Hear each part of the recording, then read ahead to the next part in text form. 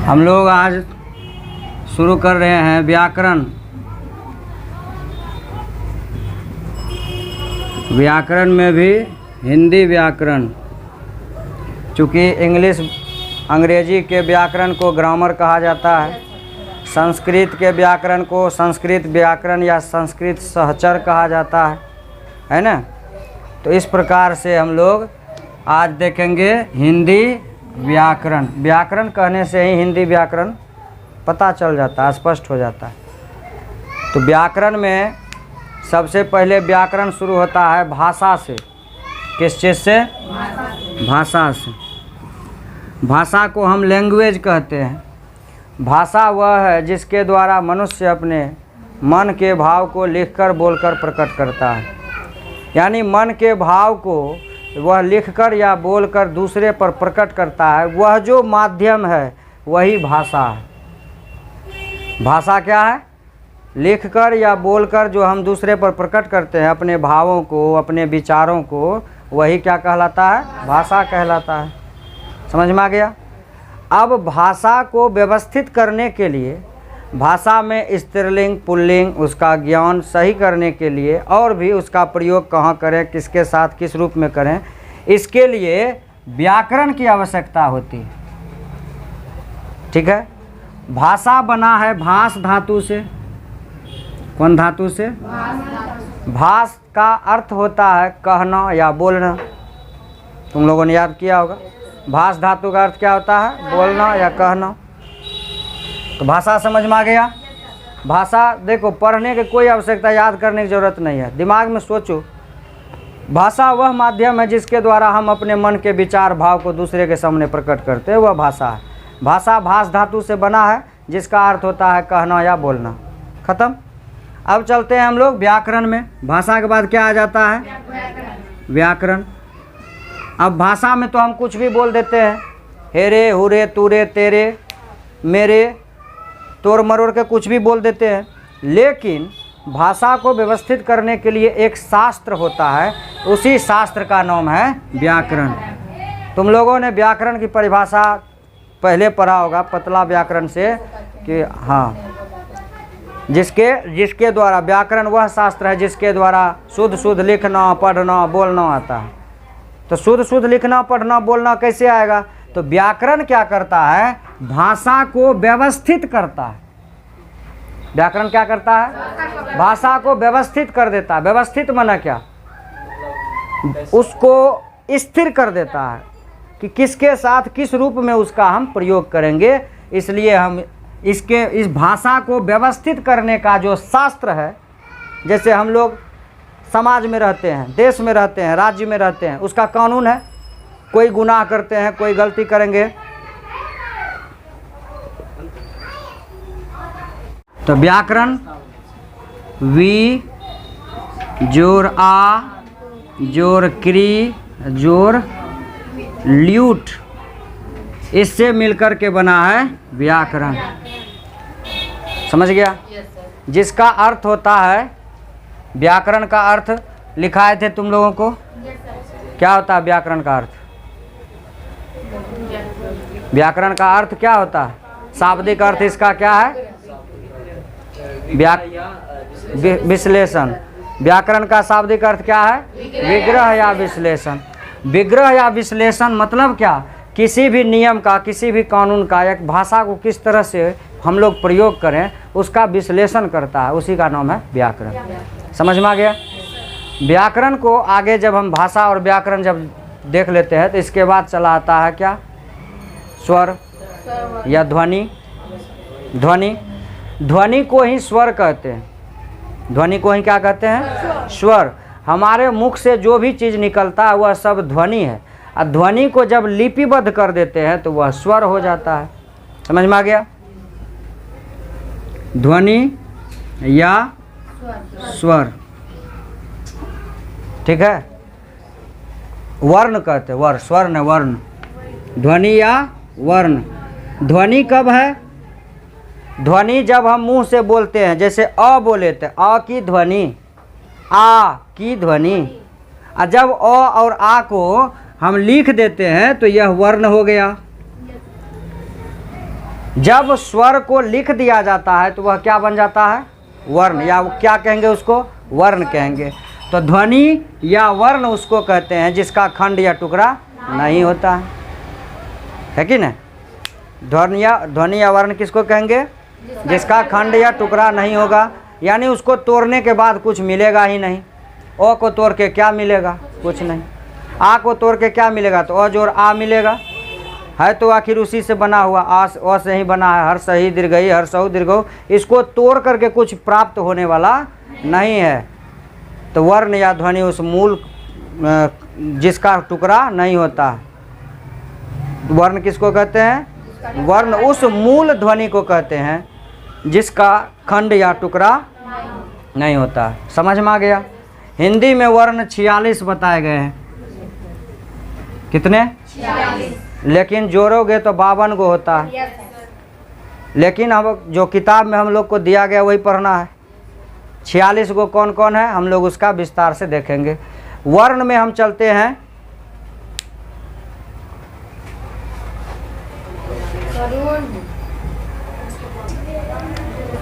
अब हम लोग चलते हैं वर्ण में।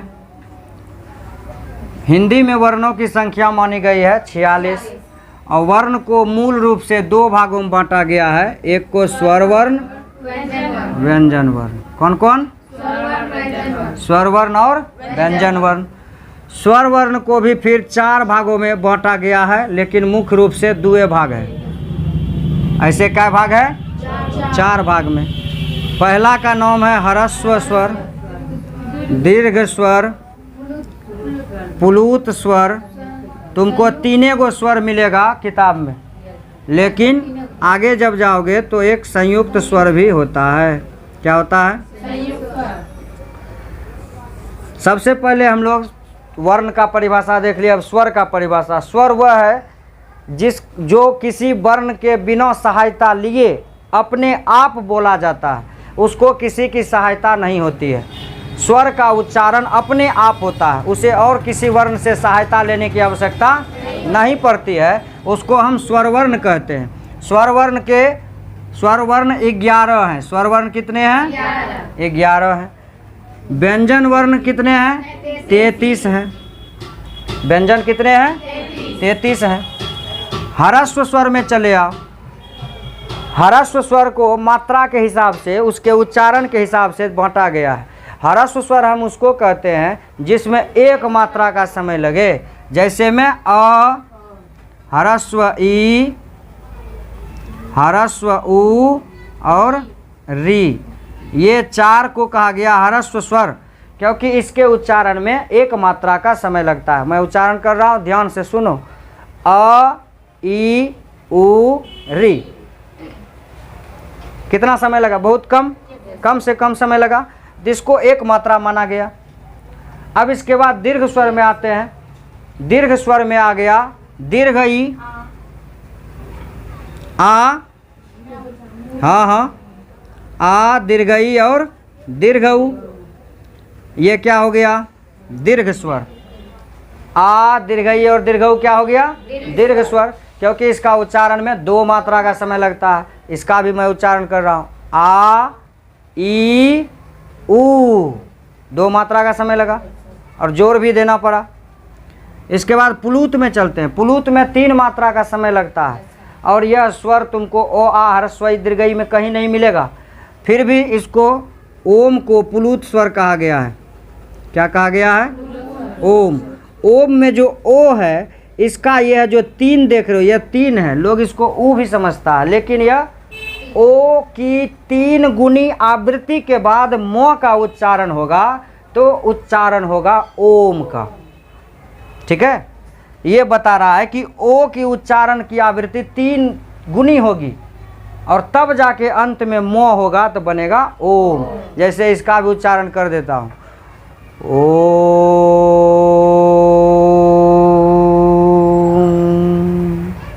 तो ये 3 आवृत्ति में गया ओ, सिर्फ ओ गया है 3 आवृत्ति में, अंत में म हो गया, तो इसको कहेंगे पुलुत स्वर। इसके एक और उदाहरण में आता है हे राम। क्या आता है? हे राम। अब चलते हैं हम लोग संयुक्त स्वर में। इसमें कहीं कोई दिक्कत नहीं, हम एकदम बिल्कुल संक्षिप्त में तुम लोगों को दिमाग में बैठाते चले जा रहे हैं, एकदम संक्षिप्त में। वहाँ बाकी सब लिखाया हुआ है, अपना याद कर लेना। संयुक्त स्वर किसको कहेंगे? नाम से ही पता है, दो संयुक्त माने जुटा हुआ, दो स्वर के मिलने से जो स्वर बनेगा उसको संयुक्त कहेंगे। जैसे में अ आ ह्रस्व ई दीर्घ ई ह्रस्व उ दीर्घ उ, इतना तो आ गया। 4 इसमें 3 इसमें 7, 4 उधर और बच गया ए ओ औ। तो ये जो 4 बचे हैं इसका भी तो होना चाहिए, तो इसी को रखा गया है संयुक्त स्वर में। ए बना है अ और ई के मिलने से, ए बना है अ और दीर्घ ई के मिलने से, इसमें आ भी आ सकता है। अ और आ में हर्षई मिलेगा तो ए बनेगा, अ और आ में दीर्घई मिलेगा तो ऐ बनेगा, ठीक है। अ आ दोनों आ सकता है, ठीक है, समझ में आ गया। इसमें भी अ आ दोनों आएगा। ओ में भी अ या आ में अगर हर्षहु मिल जाता है तो ओ बनेगा, और औ में भी अ या आ में दीर्घऊ मिलेगा तो औ बनेगा। अब तुम ही देखो कि दो दो स्वर के मिलने से बना है, दो दो स्वर है, इसीलिए इन सभी को संयुक्त वर्ण संयुक्त स्वर कहा गया है। क्या कहा गया है? संयुक्त स्वर। स्वर खत्म, क्या एकदम संक्षिप्त में स्वर के 4 भेद, चारों खत्म। अब चले आते हैं व्यंजन। क्या व्यंजन 33 हैं और इसको भी मुख्य रूप से 4 भागों में बांटा गया है। सबसे पहले चलते हैं स्पर्श व्यंजन। कौन सा व्यंजन? हम उच्चारण भी साथे साथ बता रहे हैं, ध्यान से देखोगे। स्पर्श व्यंजन की संख्या 25 है। क्या गो है? 25। व्यंजन का भेद है स्पर्श व्यंजन। स्पर्श व्यंजन की संख्या कितनी? 25।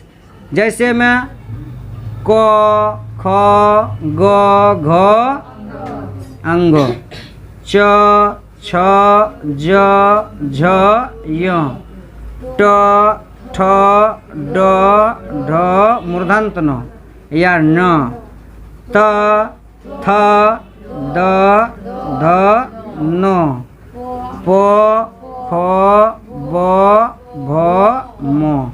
तो ये गिनो इसको, कितना हुआ ये कितना हुआ? 25। इसीलिए इसको वर्ग भी बोला जाता है। अगर सिर्फ क वर्ग बोल देंगे तो क ख ग घ अंग हो गया। इसको कौन सा वर्ग बोलेंगे? इसको वर्ग कितने हैं? 25 नहीं, 5। पांचों वर्ग में कितने कितने वर्ण? 5 5 वर्ण। इधर से भी 5, इधर से भी 5 है ना, 5 5 होता है। और तुम लोग ने गणित में वर्ग की परिभाषा पढ़ा होगा, जिसके चारों भुजा आपस में बराबर हो। इसलिए इधर से भी 5 वर्ण, इधर से भी 5 वर्ण, इधर भी, और इसलिए इसको वर्ग कह के संबोधित किया जाता है। क वर्ग कहने से किसका बोध होगा? क ख ग घ अंग।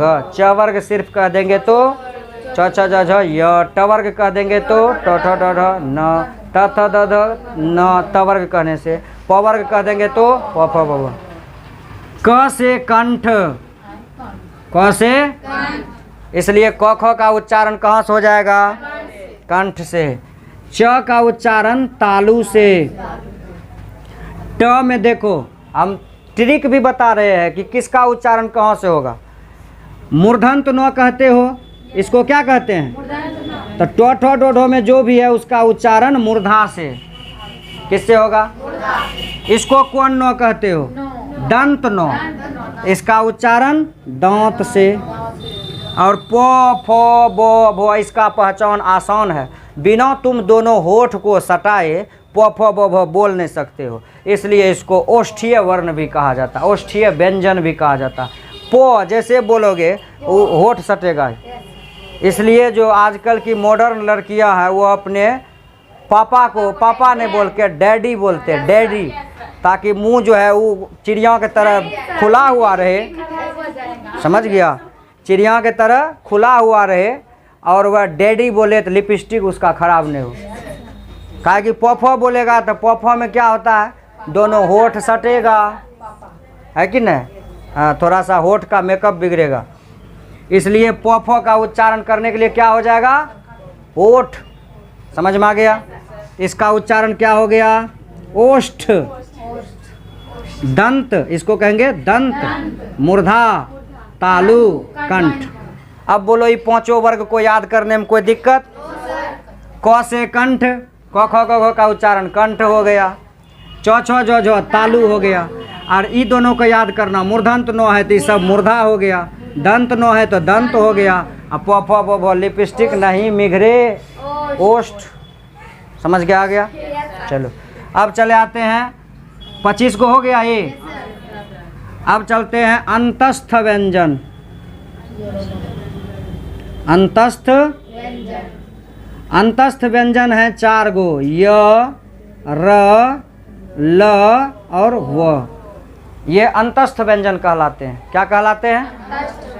कै गो है अंतस्थ व्यंजन? कौन कौन? य, र, ल, व। ये 4 अंतस्थ व्यंजन। अब को सर इसको अंतस्थ क्यों कहा?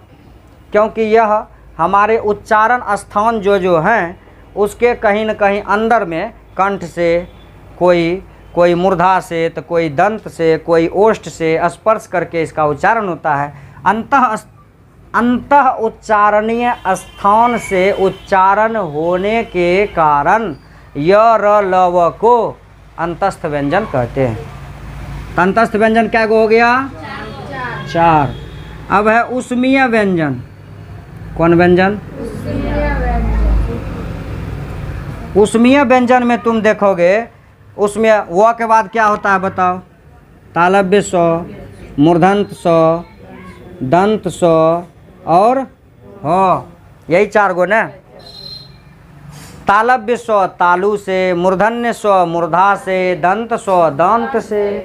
नामे से स्पष्ट हो गया। ह कंठ से, ह कंठी से, कंठ से, यह सीधे कंठ से उच्चारण होता है। बात समझ में आ गया? तो व्याकरण को इस तरह से ठोस कर लो कि कहीं भी तुम लोग को दिक्कत ना हो, क्योंकि कितनों बड़ा परीक्षा दे दो, हिंदी व्याकरण से 1 गो 2 गो 3 गो सवाल रहता ही है। और जिसको उच्चारण स्थान पता है वह किसी भी परीक्षा में 1-2 नंबर यहाँ से ज़रूर ले आएगा। और कंपटीशन के एग्ज़ाम में 1-1 नंबर की महत्ता होती है। तुम लोग स्वतः जानते होगे, नहीं जानते हो तो जो लोग 1-2 नंबर के लिए, जिसका नौकरी छूट जाता है, जॉब छूट जाता है, उसको पता है कि 1 नंबर की क्या वैल्यू होती है। तो इसलिए हम लोग 1-1 नंबर को कलेक्ट करने के लिए शुरू से प्रयास करेंगे। अंतस्थ व्यंजन, उष्मीय व्यंजन समझ में आ गया? हाँ, उष्मीय व्यंजन इसका क्यों नाम पड़ा? क्योंकि जब हम तालव्य स का उच्चारण करते हैं तो उष्मा,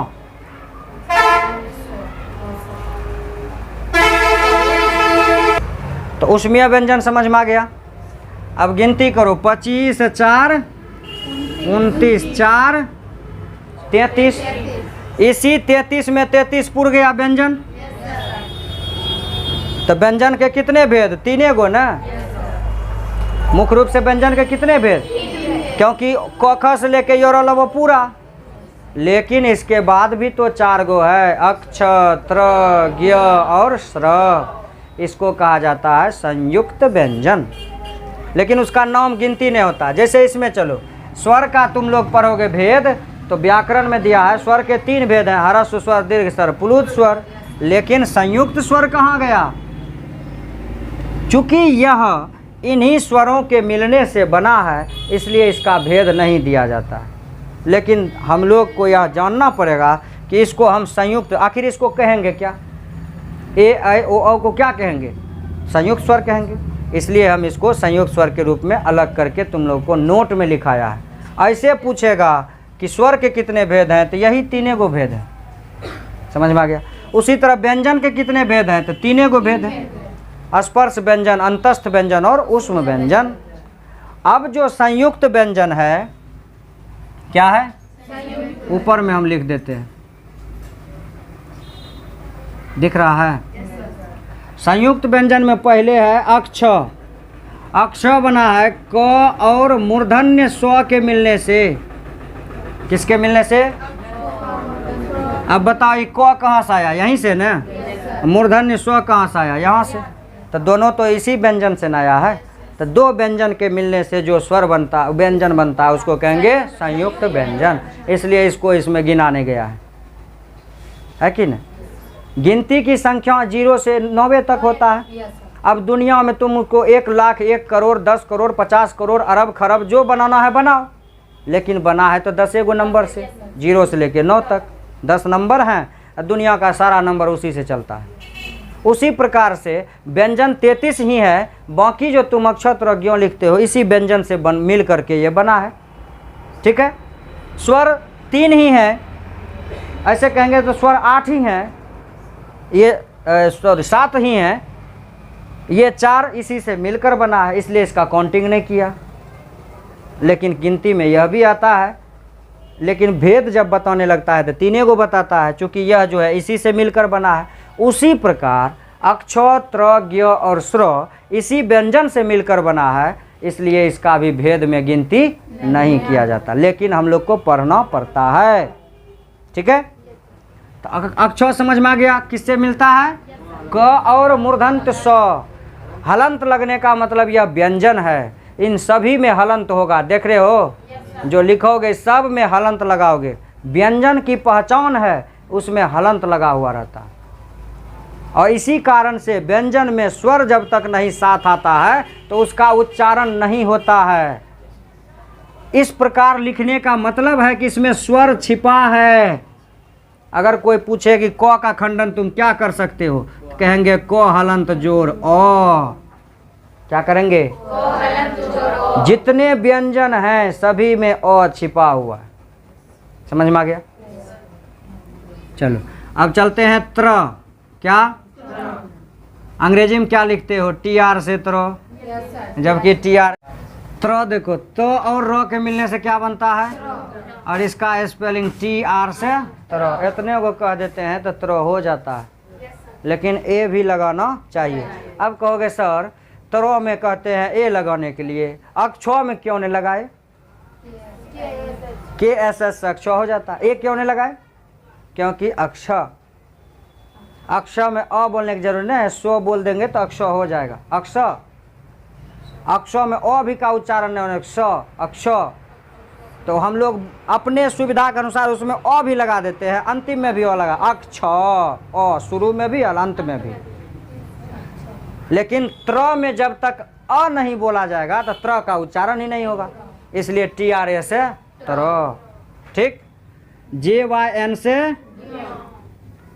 लोग JN से भी ज्ञ लिखता है, लेकिन JYN से ज्ञ होना चाहिए, क्योंकि जब इसको तुम हिंदी में देखोगे तो ज हलंत जोर य च छ ज झ य, इसके मिलने से बनता है ज्ञ। हाँ ज्ञ। तो ज्ञ का अंग्रेजी क्या होता है? य का य का अंग्रेजी YN से य। और ज का अंग्रेजी क्या होता है? जे। तो JYN नहीं होगा।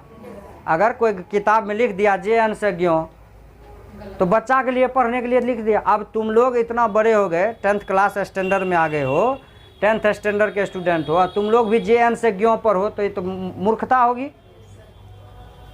चूँकि तुम व्याकरण जानते हो, व्याकरण में जान रहे हो कि ज्ञ का मेल जो है जो और य से बना है, तो इसलिए JYN से ज्ञ शुरू में ही बच्चा को पढ़ा देना चाहिए, JYN से ज्ञ। लेकिन गुड इंग्लिश की यह देन है, छोटा छोटा जो ग्रामर का किताब आता है उसमें JN से ज्ञ पढ़ाया जाता है, और शिक्षक भी उसी को पढ़ा देते हैं, है कि नहीं? तो यह ज्ञ होना चाहिए। इसके बाद हम लोग चलते हैं स्र। अक्षर त्र ज्ञ तक ही पढ़ा के बच्चा को खत्म कर दिया जाता है। पिताजी के नाम में जो श्री लगेगा वो कहाँ से आएगा? सीढ़ी उचरने वाला ने स्त्री। स्त्री जो है यह सम्मान सूचक शब्द है, जो महिला और पुरुष दोनों में लगता है। पुरुष में भी स्त्री और महिला में भी स्त्री, लेकिन पुरुष में खाली स्त्री लग के ही छूट जाता है, महिला में श्रीमती होता है ना। तो इस प्रकार से श्री का जो उच्चारण होता है यह है स और र। क्या बनता है? स्र। क्या बनता है? स्र। समझ में आ गया कि कोई दिक्कत समझने में? तो इस प्रकार हमने व्यंजन के सभी भेदों को देखा, साथ साथ में संक्षिप्त में हमने उच्चारण स्थान पर भी ध्यान दिया है।